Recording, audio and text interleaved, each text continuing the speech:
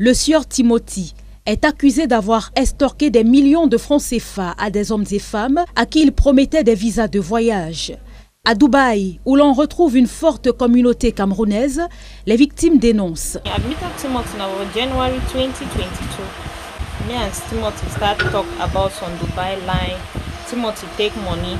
J'ai rencontré Timothy en janvier 2022.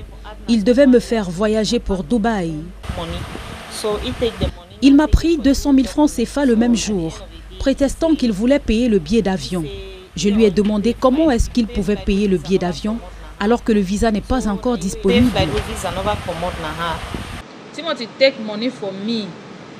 I don't ever believe say if it been a scam. Timothy m'a pris de l'argent. Je ne pouvais pas imaginer qu'il était un arnaqueur. Avant de réaliser, j'avais déjà envoyé de l'argent. Un montant de 320 000 francs CFA. Au Cameroun aussi, les plaintes sont enregistrées contre le même individu. Là, les fonds distraits sont plus importants. Cette victime, par exemple, déclare avoir déboursé plus d'1,5 million de francs CFA, espérant obtenir un visa pour les États-Unis. Early 2024, Timothy contacted me and proposed that I should come and meet him in the US. Timothy m'a contacté en début d'année 2024, m'invitant à venir le retrouver aux États-Unis. Le budget était de 7 millions de francs CFA. Il a proposé que je lui donne la moitié et le reste, une fois aux États-Unis, je devais travailler pour rembourser.